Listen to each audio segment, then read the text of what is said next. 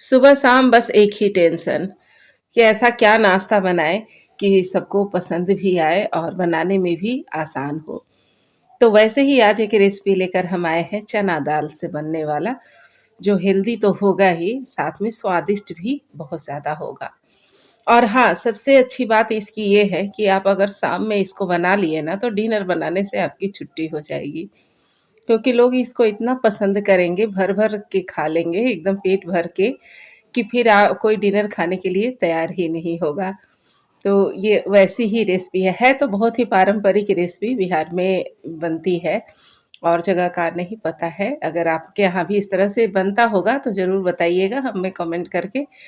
तो बहुत ही स्वादिष्ट ये रेसिपी होने वाली है और बहुत ही कम तेल मसाले से, एकदम गेहूँ के आटे, चना के दाल से।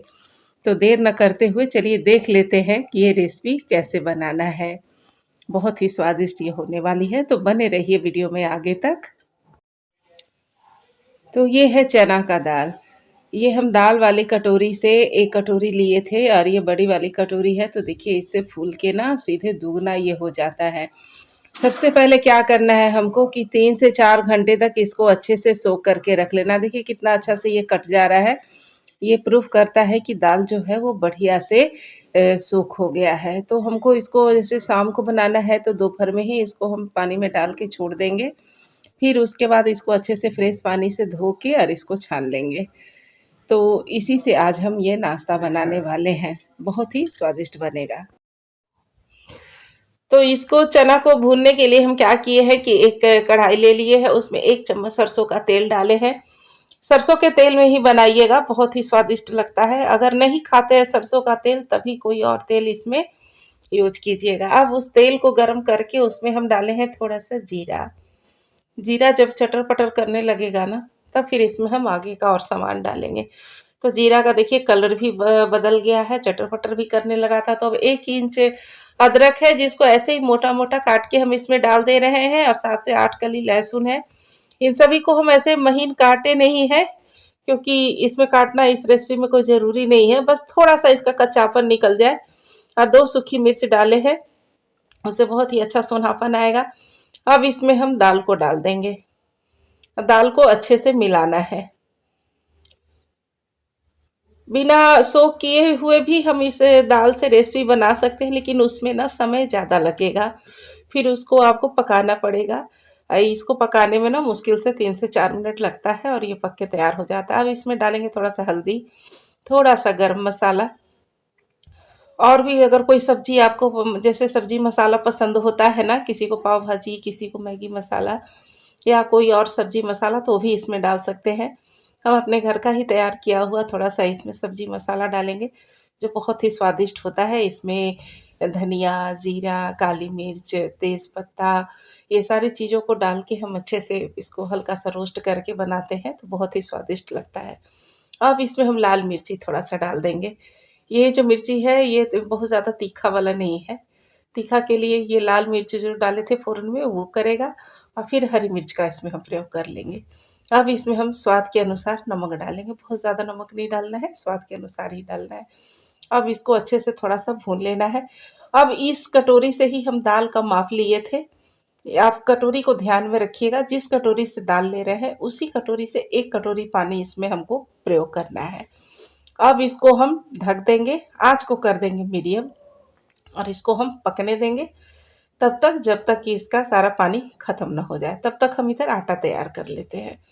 तो हम आटा ले लिए हैं अपने हिसाब से, इसमें 2 चम्मच हम घी डाल दे रहे हैं। अगर आपको घी नहीं पसंद हो, तो आप यहाँ पे रिफाइंड ऑयल का भी प्रयोग कर सकते हैं, लेकिन घी से मोयन लगाने में ना बहुत ही स्वादिष्ट बनता है। अब इसमें थोड़ा-सा अजवाइन को ना हाथ में मसल के डाल देंगे। अब इन दोनों चीज़ों को अच्छे से आटा में ना मसल-मसल के हम मिला लेंगे। मतलब एकदम से आटा में हर जगह हमको मोयन परफेक्ट मिल के तैयार हो जाना चाहिए। जैसे हम किसी भी चीज़ के लिए आटे को में मोयन लगाते हैं ना, बिल्कुल उसी तरह से मोयन लगाना है और इसको मसल के तैयार कर लेंगे। तो देखिए अब हमारा मोयन जो है ना वो परफेक्ट लग के तैयार हो गया है। अब इसमें हम 1 चुटकी, बस 1 चुटकी नमक इसमें मिलाएँगे, क्योंकि नमक हमारे भरावन में भी है। इसमें नमक इसलिए डाल रहे हैं कि बस थोड़ा-सा ये आटा जो है ना, अगर नमक ना मिलाइए तो फीका लगता है। अगर ऐसे ही पराठा बनाते तो उसमें कोई टेंशन नहीं था, ऐसे ही इसको बना लेते। अब नमक को अच्छे से मिलाने के बाद इसमें थोड़ा-थोड़ा पानी डालते हुए हमको एकदम सॉफ्ट सा डो लगाना है। कड़ा डो हमको यहाँ पर बिल्कुल भी नहीं लगाना है। और जब भी हम रोटी के लिए, पराठा के लिए, किसी भी चीज़ के लिए आटा जब गूँधे ना, तो हमको पानी ना बहुत थोड़ा-थोड़ा ही डालना चाहिए। क्योंकि एक बार में परफेक्ट पानी देकर आटा नहीं गूँथा जा सकता है। फिर वो कभी या तो कड़ा हो जाएगा या तो एकदम से गीला हो जाएगा, तो फिर वो अच्छा नहीं बनेगा। अब इसको हम एकदम सॉफ्ट सा डो तैयार कर लिए, अब उसके ऊपर 2 बूँद तेल लगा लेंगे। देखिए कितना स्मूथ, कितना सॉफ्ट ये आटा लग के तैयार हुआ है। अब इसको ढक के हम 5 मिनट रेस्ट के लिए छोड़ देंगे। अब दाल को देख लेते हैं। देखिए 5 मिनट में ही ये दाल जो है ना सारा पानी पी ली है। अब यहीं पर हमको चेक करना होगा कि दाल जो है वो पका है कि नहीं। तो दाल देखिए कितने आराम से पिस जा रहा है, इसका मतलब है कि पक गया है। दाल को फुला लेने से ना यही फ़ायदा होता है कि ये बहुत जल्दी पक के तैयार हो जाता है। और ये देखिए यहाँ पर ये कटोरी, जिस कटोरी से हम दाल लिए थे उसी कटोरी से पानी डाले हैं, तो एकदम परफेक्ट माप है। बिल्कुल भी इसमें पानी नहीं है, क्योंकि यहाँ पर हमको पानी का कोई काम नहीं है। अब हमको एकदम ये सूखा हुआ ही चाहिए। तो थोड़ा सा लग रहा है कि पेंदी में हल्का सा गीला जैसा, तो इसको तो 1-2 मिनट और उलट पुलट कर लेंगे ना, तो ये अच्छे से पानी इसका सूख जाएगा। क्योंकि यहाँ पर हमको इसमें पानी का कोई काम ही नहीं है। दाल हमारा पक गया, इसमें जो अदरक लहसुन डाले थे वो भी पक गया, मसाला भी हमारा भून के सब पक गया, तो अब हमको पानी का कोई काम नहीं है। तो अब क्या करेंगे, आँच को बंद कर देंगे। इसको हम किसी प्लेट पे निकाल के ठंडा होने के लिए रख देंगे, क्योंकि इसको हमको पीसना है। अब क्या करेंगे, थोड़ा-सा धनिया पत्ता, हरी मिर्च, प्याज़, अगर खाते हैं आप प्याज़ तो प्याज़ डालिएगा, नहीं तो स्किप कर दीजिएगा, उसके बिना भी बहुत ही अच्छा बनता है। तो हरी मिर्च को काट लिए, प्याज़ को काट लेंगे। तो आपको प्याज़ को महीन-महीन ही काट के यहाँ पे डालना है। तो फ्रेंड्स आप लोगों से एक रिक्वेस्ट है, विनम्र एक निवेदन है आप लोगों से, कि अगर हमारी वीडियो थोड़ी-सी भी यूज़फुल लगती है आपको, थोड़ा-सा भी पसंद आता है, तो मेरे वीडियो को लाइक कीजिएगा, अपने परिवार के साथ शेयर भी कीजिएगा। एक प्यारा-सा कमेंट करके बताइएगा कि हमारी वीडियो आपको कैसी लगती है। तो देखिए अब सारी चीज़ें जो है वो कट के तैयार हो गई है, दाल भी हमारा ठंडा हो गया है। तो अब हम यहाँ पर क्या करेंगे, एक मिक्सी का जार ले लेंगे और उसमें इसको हम पीस लेंगे। और हाँ, सबसे ध्यान देने वाली बात है कि यहाँ पे हमको पीसते समय पानी का बिल्कुल भी प्रयोग नहीं करना है। देखिए पीस के कितना सारा हो गया, तो अब हम इसको निकाल ले रहे हैं। बिल्कुल इसी तरह से दरदरा ही पीस के इसको हमको तैयार करना है, एकदम महीन नहीं पीसना है।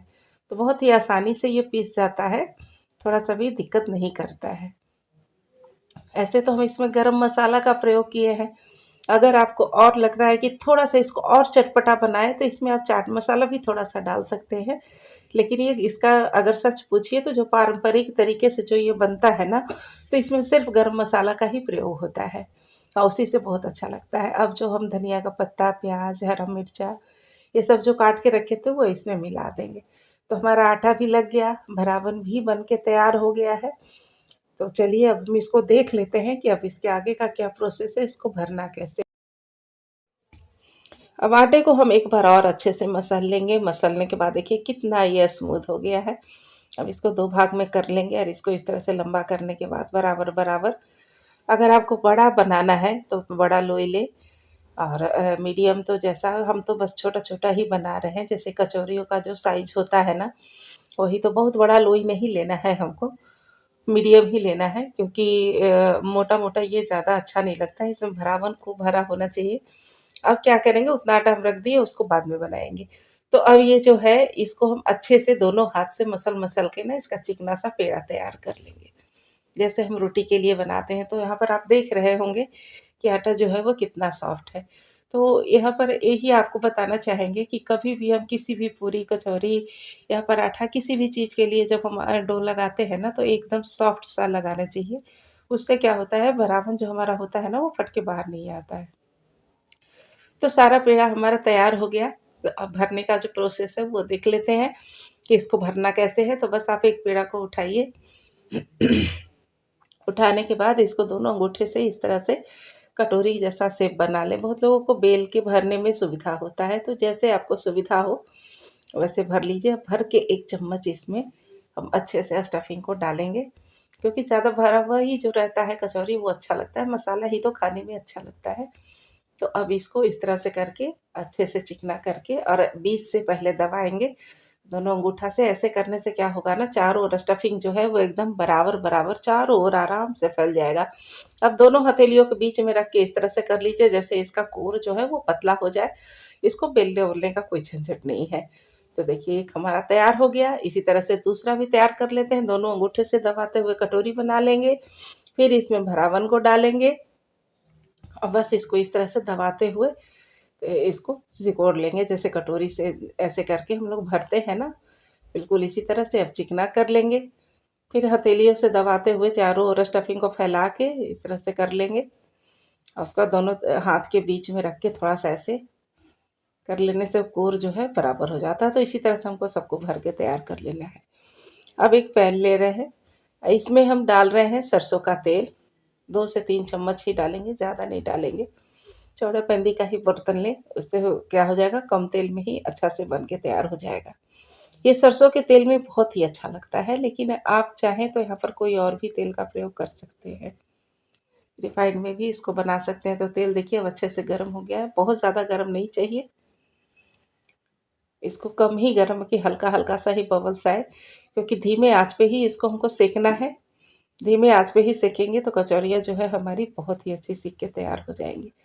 अब क्या करना है, इसको बस इसके ऊपर गरम-गरम तेल ही उछालेंगे। आप चाहें तो इसको डीप फ्राई करके भी बना सकते हैं, उससे भी बहुत ही अच्छा बनता है। एकदम फूली-फूली खस्ता एकदम नरम सी कचौरियाँ हमारी बन के ये तैयार होंगी। तो जब तक एक तरफ से हल्का सिक न जाए इसको पलटना नहीं है। तो देखिए हल्का-हल्का सिक गया है एक तरफ से, अब इसको इस तरह से पलट देंगे धीरे-धीरे करके। और एक जगह यहाँ पे बन गया है तो वहाँ पर हम तो अब दूसरा डाल दे रहे हैं। इसी तरह हमको सेक लेना है। तो देखिए अब फूलना शुरू हो गया है। कचौरियाँ जैसे-जैसे सिकेंगी ना, वैसे-वैसे खुद ब खुद ये फूल जाएँगी। कितना तो ऐसा होता है कि फूलता है और ऊपर से हल्का-सा क्रैक्स इसमें आ जाता है, जिससे ये समझ में आता है कि कचौरियाँ हमारी जो हैं वो पक के तैयार हो गई हैं। बहुत ही अच्छे से फूल के ये पक के तैयार हो जाएँगी। बहुत ही स्वादिष्ट लगता है ये। एक बार ज़रूर मेरे कहने पे ट्राई कीजिएगा। तो इसी तरह से इसको हम सबको पलट-पलट के धीमी मतलब लो टू मीडियम ही आँच रखना है। आँच को तेज़ कर देंगे तो आटा जो है ऊपर से लाल हो जाएगा और अंदर से फिर कच्चा-कच्चा ही रह जाएगा कचौरी, तो वो अच्छा नहीं लगेगा। तो अब देखिए एकदम अच्छा-सा सुनहरा-सा कलर इस पे आ गया है, तो अब हम इसको निकाल लेते हैं। इसमें भी थोड़ा-सा और सिकेगा नीचे, इसको साइड में कर देते हैं। बाकी गैप जो है जगह में उसको हम उसमें फिर से डाल देते हैं कचौरियों को। फ्रेंड्स अगर हमारी आवाज़ थोड़ा-सा कुछ अजीब-सा लग रहा होगा तो इग्नोर कीजिएगा, थोड़ी-सी तबीयत ठीक नहीं है हमारी। तो देखिए इसी तरह से जितना भी आपको तलना है ना, वो सारा तल के आप तैयार कर लीजिए। प्रोसेस वही रहेगा, धीमे-धीमे आँच पे ही हमको सेकना है इसको, बिल्कुल जब तक ये खर एकदम लाल ना हो जाए। और इसी तरह से सबको सेक के हम निकाल लेंगे। फिर हम तीसरा वाला भी हम बैच जो है वैसे ही डाल देते हैं, उसको भी वैसे ही सेकने देते हैं। तो फटाफट ये तल के तैयार हो जाता है ना? बहुत ही कम झंझट और घर के सामान से कितना हेल्दी सा, कुछ भी ऐसा-वैसा सामान इसमें नहीं लगा है और हमारी सारी कचौरियाँ जो है बन के तैयार हो गई हैं। तो आज हम इसको टमाटर की मीठी चटनी जो घर में बनाए हैं ना, उसी के साथ ही इसको हम शेयर कर रहे हैं। तो देखिए हमारी सारी कचौरियाँ कैसे फूल गई है, छोटी-छोटी हैं लेकिन फिर भी फूल गई हैं। तो देखिए इसको तोड़ के देखा, तोड़ने से ही आपको पता चल जाएगा कि ये कितना ख़ास्ता है, अभी बहुत ही गरम है। देखिए कितने अच्छे से अंदर भरावन भरा हुआ और ये चना दाल का जो टेस्ट होता है ना, गज़ब का टेस्ट होता है। तो एक बार आप ऐसे ज़रूर बनाइएगा और बना के एन्जॉय कीजिएगा। तो फिर कल मिलते हैं फ्रेंड्स ऐसी ही एक चटपटी सी रेसिपी के साथ।